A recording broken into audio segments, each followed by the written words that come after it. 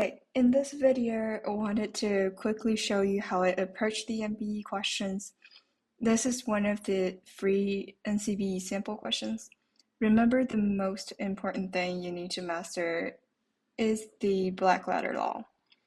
This approach won't help you much if you don't know anything about the rules. And I know I just said that you need to know the rules like 1 second ago, but to be honest, I don't remember the rules for this question. I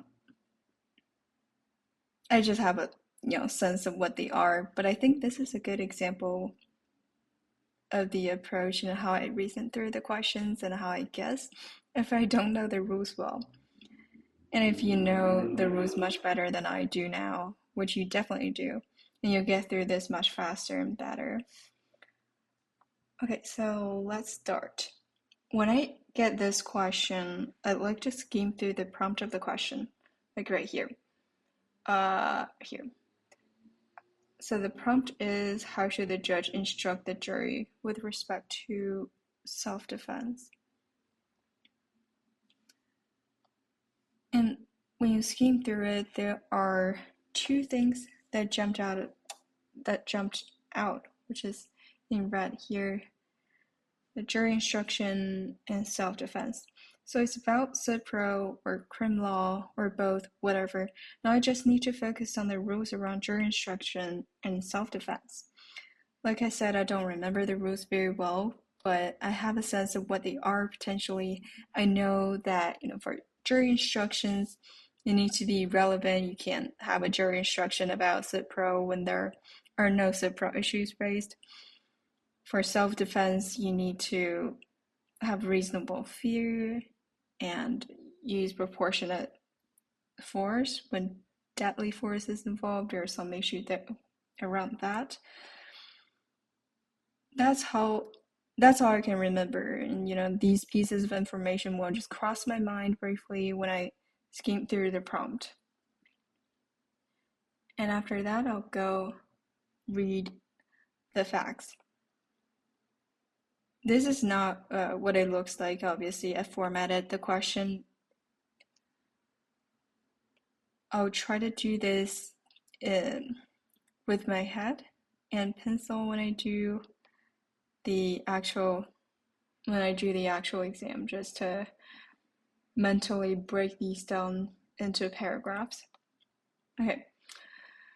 So a father lived with his son who was an alcoholic. When drunk, the son often became violent and physically abused his father. As a result, the father always lived in fear.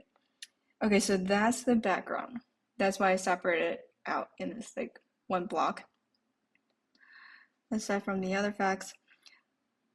And now I know, if the father does something, which I feel like he will, it'd probably be reasonable. Okay. One night, the father heard his son on the front stoop making remarks. Father is certain. Son was drunk and is terrified. In his fear, say, locked the door, got out a rover. When the son discovered and then kicked it down and the son burst through, father shot him 4 times, killing him. In fact, the son was not under influence and did not intend to harm his father. So, I crossed it out because this is irrelevant. The son's intention, does not matter for either self-defense or jury instruction. The rule just don't talk about that, so that's why I crossed it out.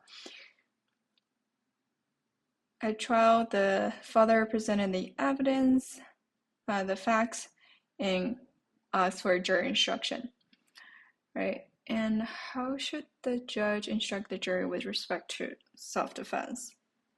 We'll go through each of the answer choices.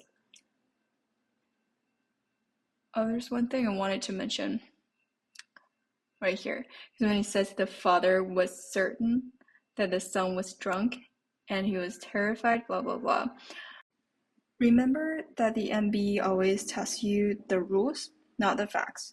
You're not advocating for your client, so never question the facts. When the fact says that the father was certain about something, take it as true. Okay, now we're gonna go through all the 4 answer choices.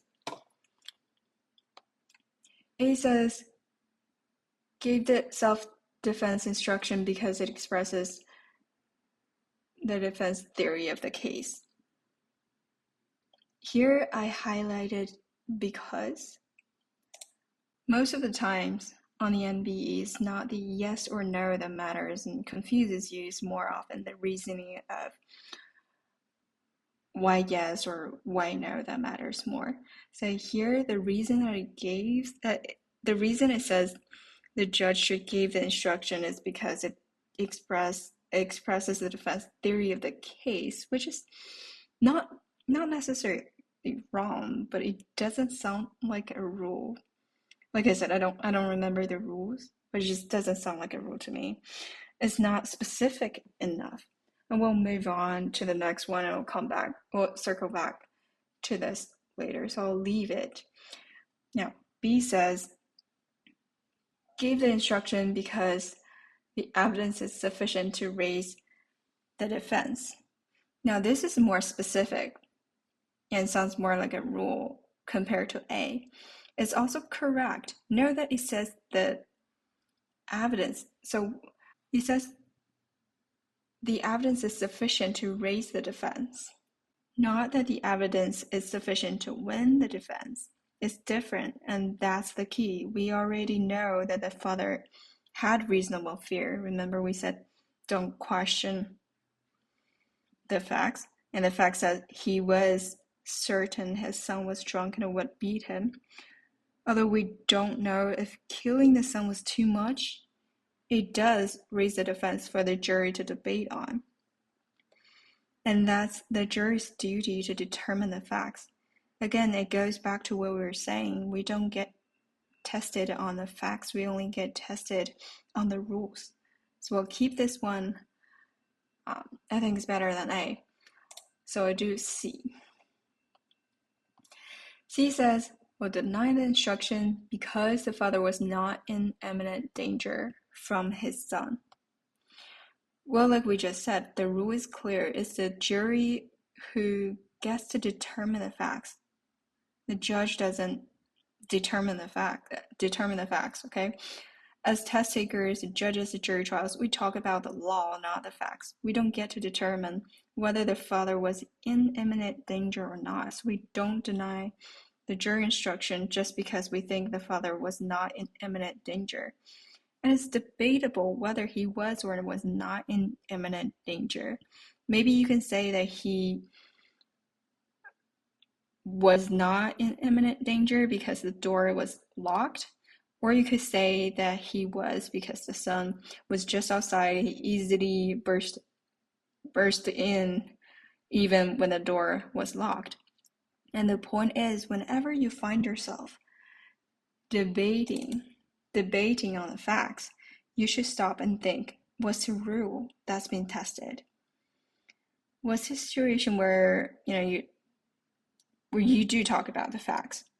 That's when the facts are extremely clear and they're testing you on the elements. For example, if the question asks whether the father should win on self-defense, and A says yes, because he had reasonable fear, and the rest of the answer choices gave reasons that are not one of the elements for self-defense, then A is likely to be the correct choice. This is not a very good example, but you get the idea. So C is not correct. And we go to D. D says deny the instruction because the father used excessive force. Again, this is basically the same as C. It's talking about facts, and facts are debatable. And the rule is that the jury determines, whether the force was excessive or not. We can't just deny instruction because we think it's excessive or not, whatever. It's debatable, just like C. So I would eliminate C and D. And I definitely like B better than A. So the answer I would pick is B, and this is also the correct answer. Right, so that's just a brief rundown of how I approach the MBE questions and how I reason through the answer choices when I don't know the rules very well. Again, don't quote me on the rules because I just don't know them very well now. It's been months. But the method here is what I'm trying to show. If you have any questions, feel free to leave them in the comments.